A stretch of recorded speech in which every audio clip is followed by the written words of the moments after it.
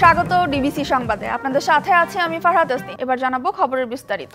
Nikkei সম্মেলনে যোগ দিতে জাপানের পথে রয়েছেন প্রধান উপদেষ্টা ডক্টর মোহাম্মদ ইউনূস। রাত 2:20 ক্যাথে এয়ারওয়েজের একটি ফ্লাইটে ঢাকা ছাড়েন তিনি।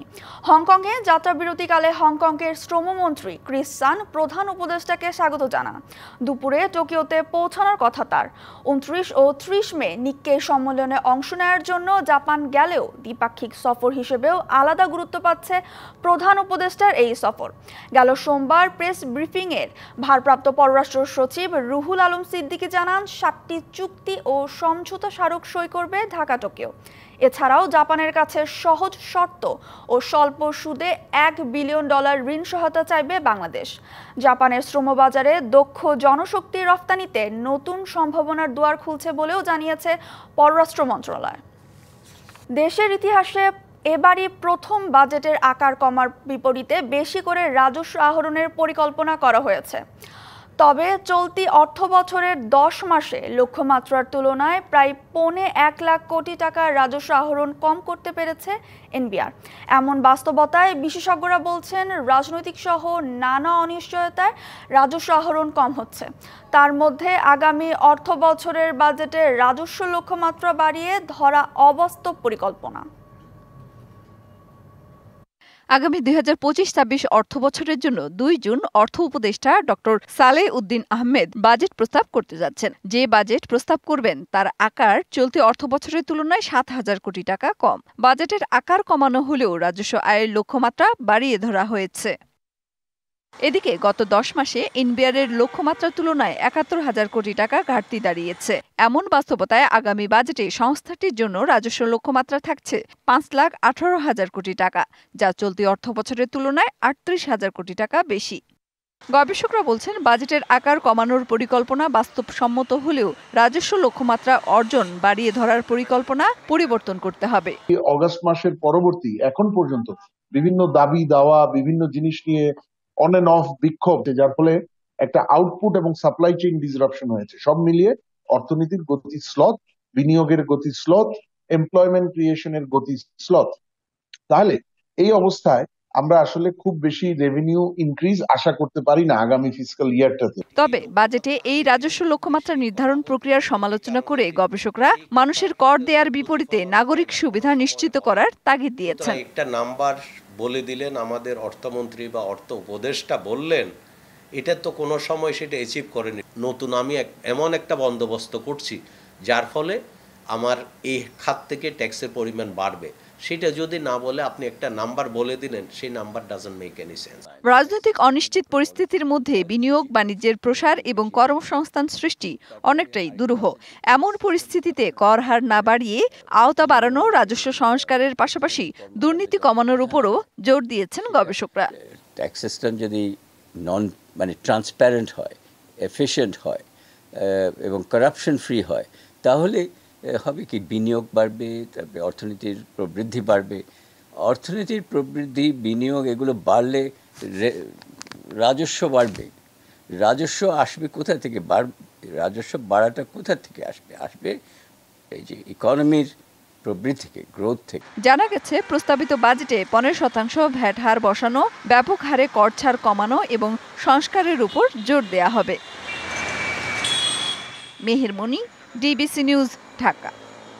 দিন দিন যাত্রীর চাপ বাড়লেও ধারণ ক্ষমতার প্রায় অর্ধেক বগি নিয়ে চলছে সিলেট ঢাকা ও সিলেট চট্টগ্রাম রুটের আন্তনগর ট্রেনগুলো।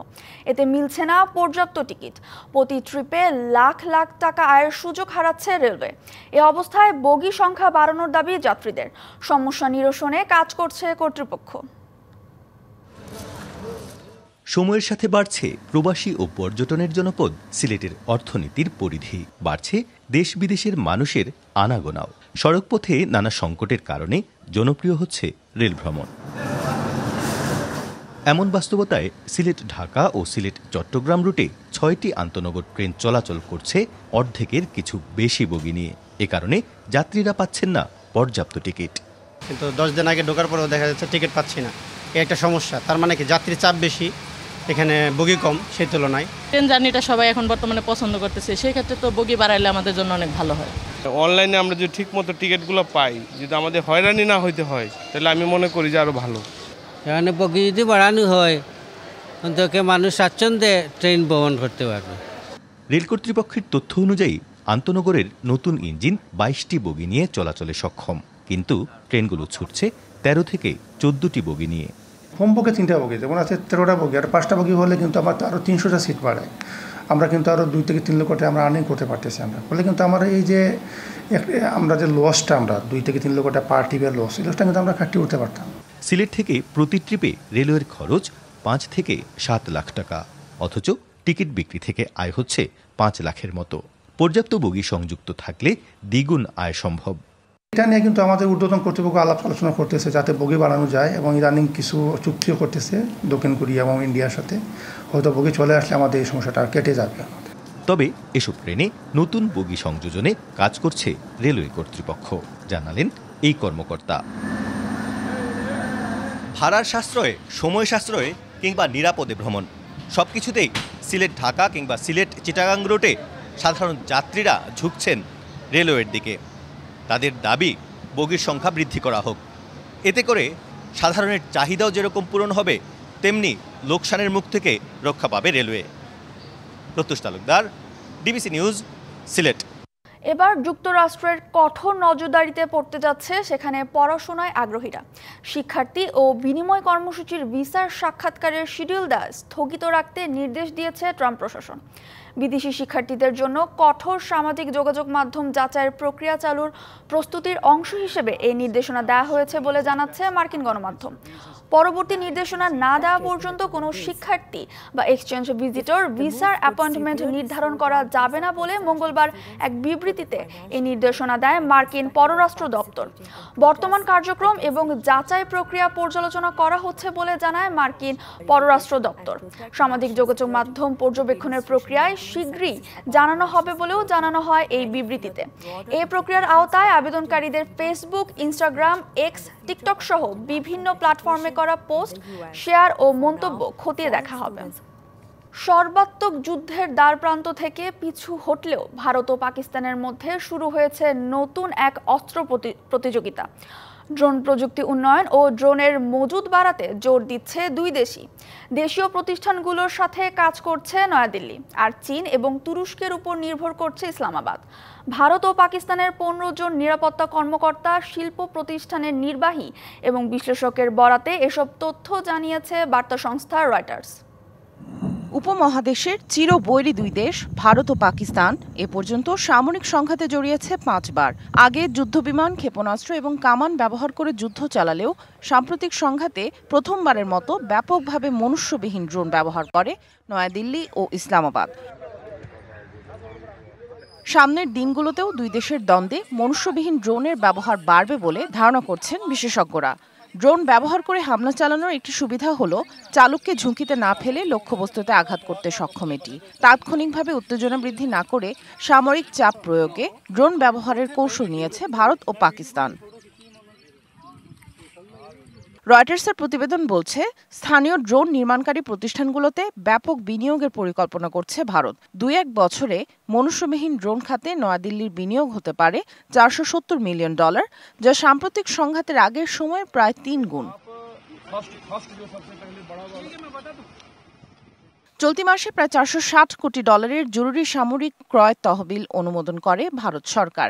এই অর্থ দিয়ে কমব্যাট ড্রোন ছাড়াও নজরদারি ড্রোন কেনার পরিকল্পনা ভারতের সশস্ত্র বাহিনীর। ইসলামাবাদের হাতে আছে চীনের তৈরি মাত্র 20টি জে-10 যুদ্ধবিমান, যেখানে দিল্লির কাছে রয়েছে 3 ডজন ফরাসি যুদ্ধবিমান রাফাল। আর্থিক সংকটে থাকা পাকিস্তান যুদ্ধবিমান ধ্বংসের ঝুঁকি এড়াতে মনুষ্যবিহীন ড্রোন কেনার কথা ভাবছে। এক্ষেত্রে চীন ও তুরস্কের সাথে ভালো সম্পর্ককে কাজে লাগাচ্ছে ইসলামাবাদ। পাকিস্তানের national aerospace science and technology park এবং তুরস্কের প্রতিরক্ষা ঠিকাদার বাইকারের মধ্যে সহযোগিতার উপর নির্ভর করছে ইসলামাবাদ। পাকিস্তানে স্থানীয়ভাবে ইহা-3 ড্রোন তৈরি করবে প্রতিষ্ঠানটি। কিন্তু মনুষ্যবিহীন ড্রোনের ব্যবহারও ঝুঁকিমুক্ত নয়। সংঘাতপূর্ণ বা ঘনবসতিপূর্ণ এলাকায় আক্রমণের জন্য এই ড্রোন ব্যবহার করা হলে দেশ দুটির মধ্যে তা উত্তেজনা বাড়িয়ে দিতে পারে বলে আশঙ্কা করছেন বিশ্লেষকরা। সামিয়া জান্নাহ, ডিবিসি নিউজ ডেস্ক।